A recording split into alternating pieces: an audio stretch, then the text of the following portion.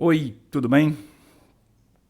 Mais um papo teológico, respondendo a perguntas dos nossos irmãos e irmãs que estão assistindo esses vídeos.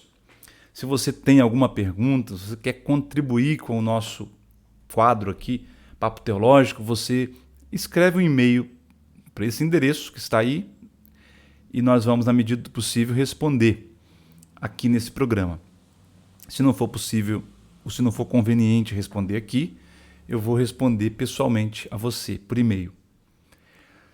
Eu convido você também a clicar aí em inscrever-se, se você não é inscrito nesse canal, e a dar o seu like.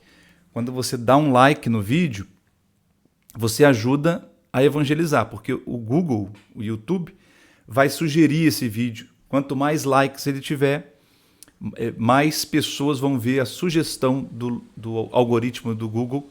Portanto, nós vamos alcançar mais pessoas. Tá certo? Bom, uma primeira pergunta aqui.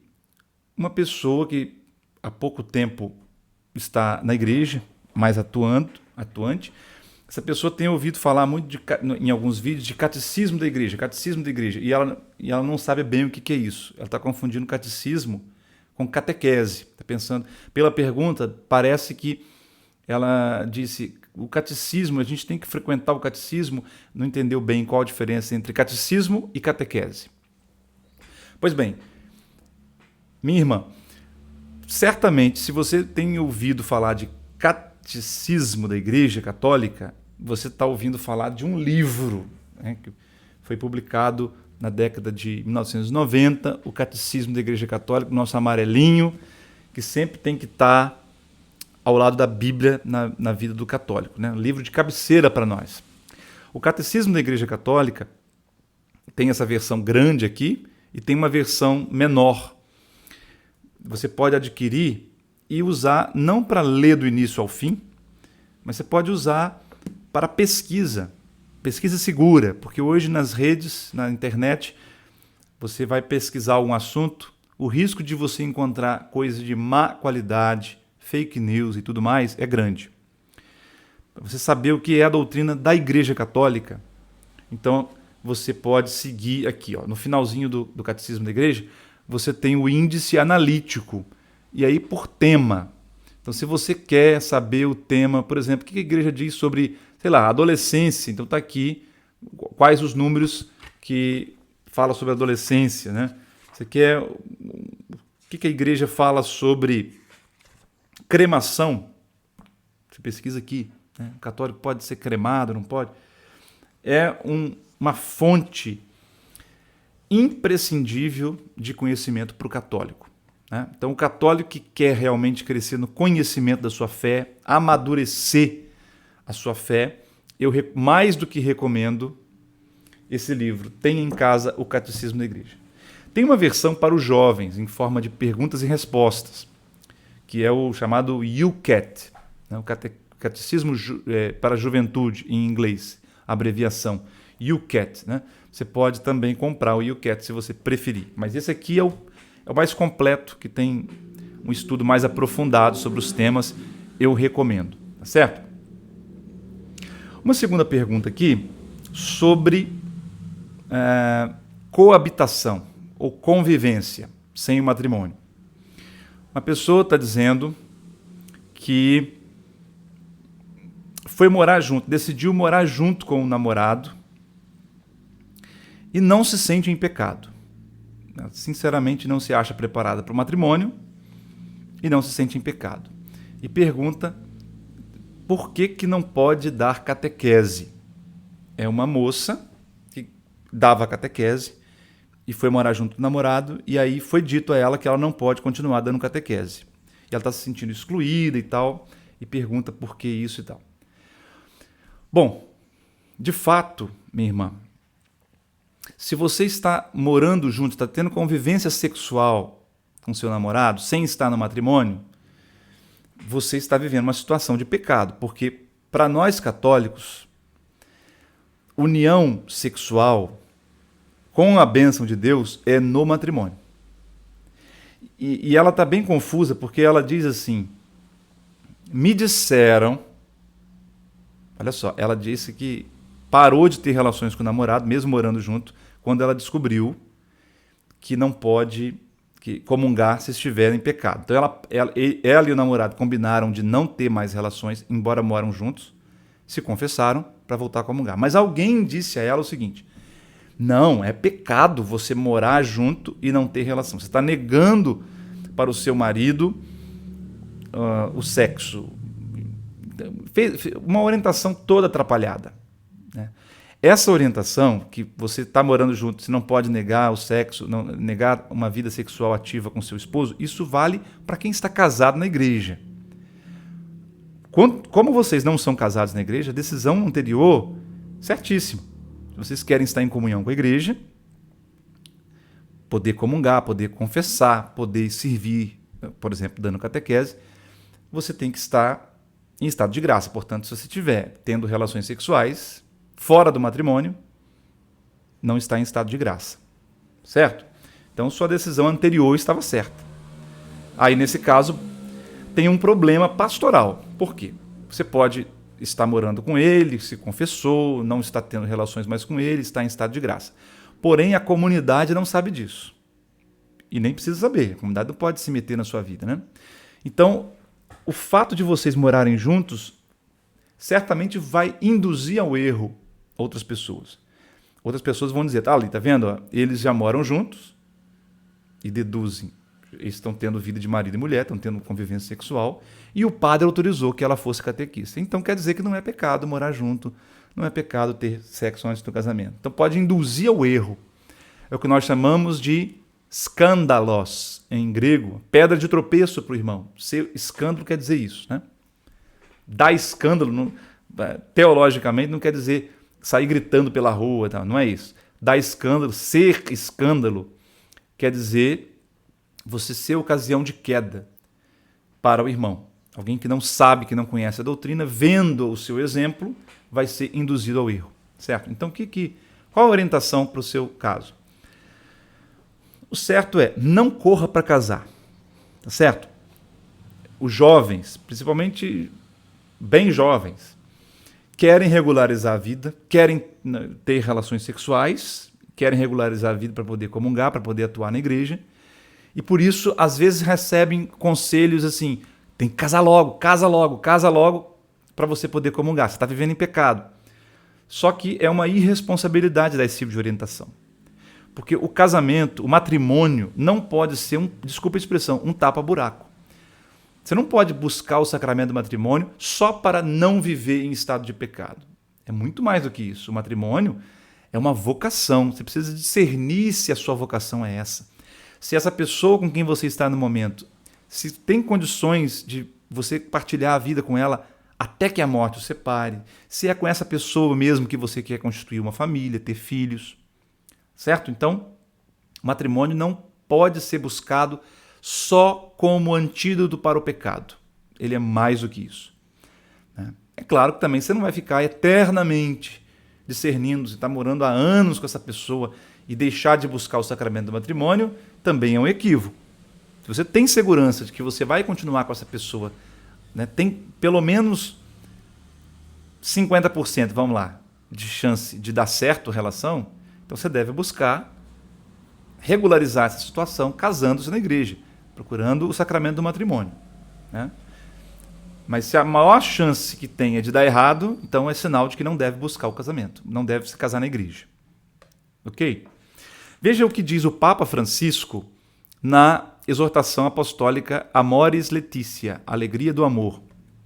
Ele diz no número 297, ele diz assim: se alguém ostenta um pecado objetivo como se fizesse parte do ideal cristão, ou se alguém quer impor algo diferente do que a igreja ensina, não pode pretender dar catequese ou pregar. E nesse sentido, há algo que o separa da comunidade. Precisa voltar a ouvir o anúncio do evangelho e o convite à conversão.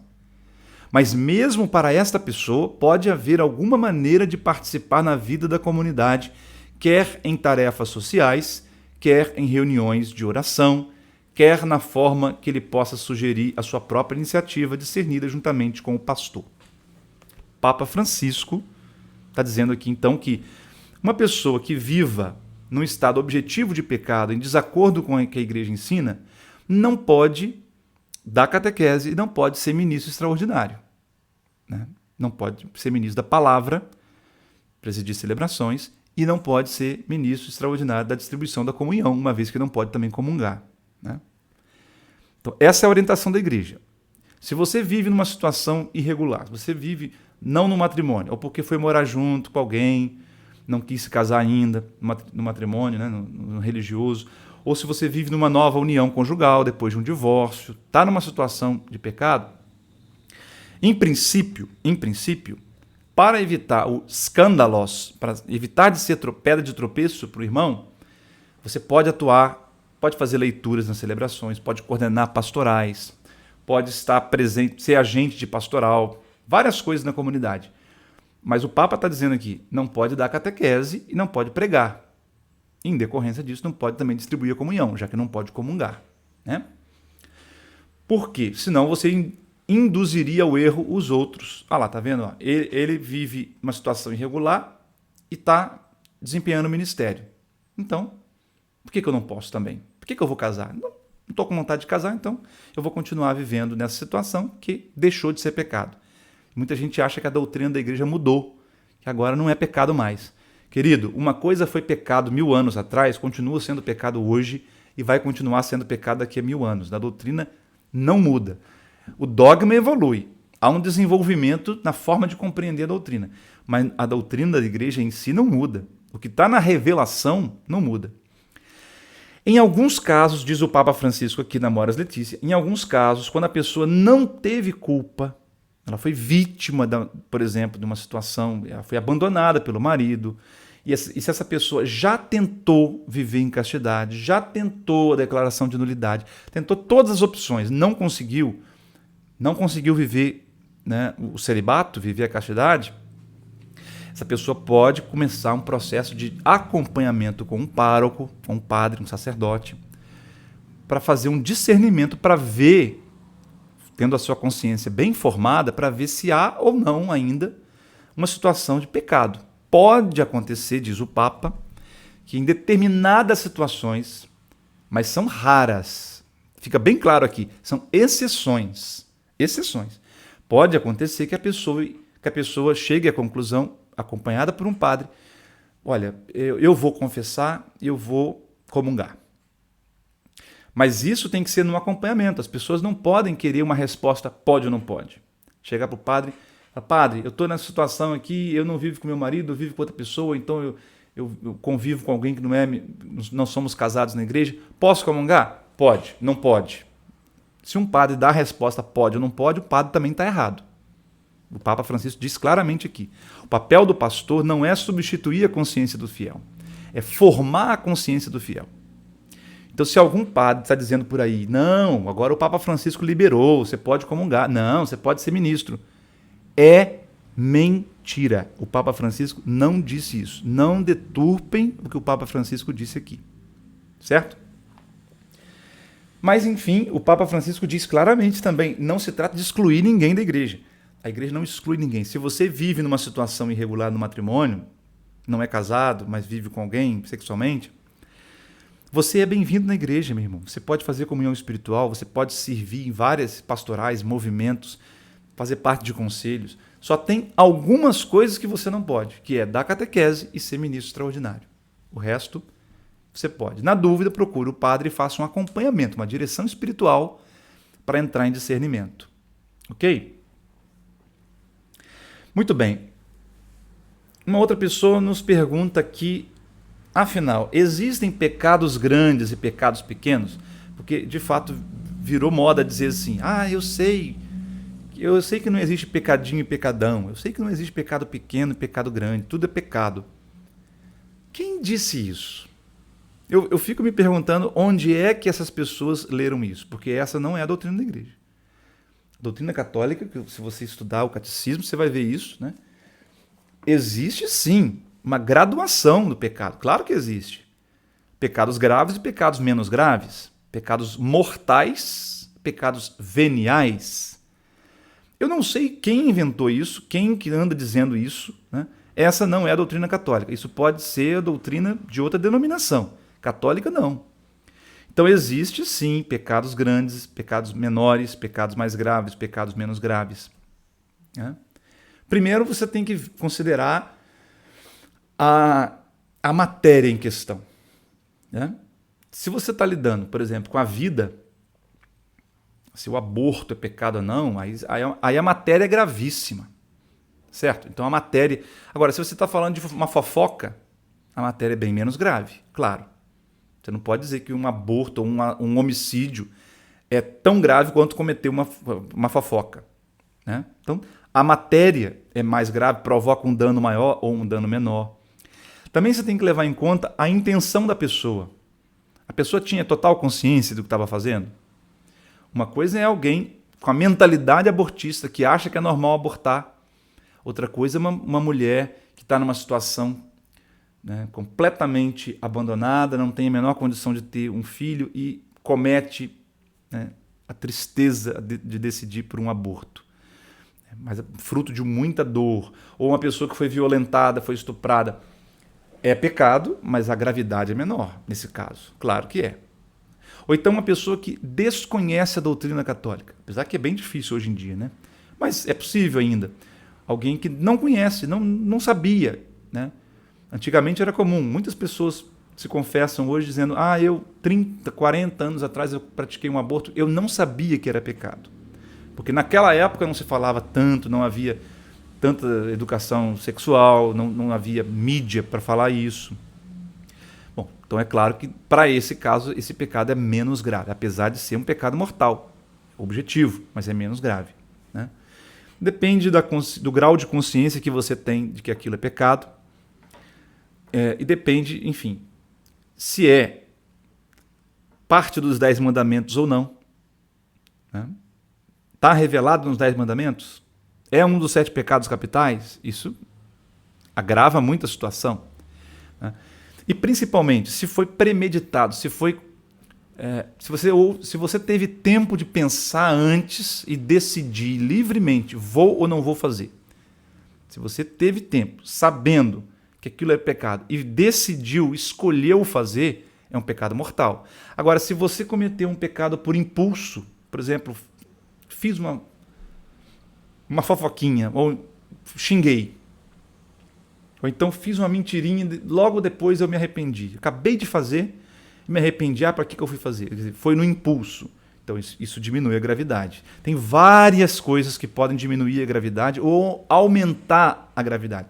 Nós chamamos isso na teologia moral de atenuantes, né, ou agravantes. Por isso nós precisamos de ir ao confessionário. Por isso nós católicos incentivamos, né, ensinamos na nossa doutrina, procure um sacerdote e converse sobre o seu pecado. Ele vai te ajudar a discernir. Não vá no achismo. Eu acho que isso é pecado, eu acho que não é pecado. Peçam ajuda a um diretor espiritual, a um confessor, que ele vai te ajudar a discernir de acordo com o que a igreja ensina. Tá certo? Então, muito obrigado a você que está assistindo, está participando. Compartilhe esse vídeo para que mais pessoas sejam evangelizadas e envie perguntas para nós nesse e-mail julianorial@gmail.com. Não se esqueça de clicar em inscrever-se e dar o like no joinha aí para que mais pessoas tenham acesso a esse vídeo. Deus abençoe a todos.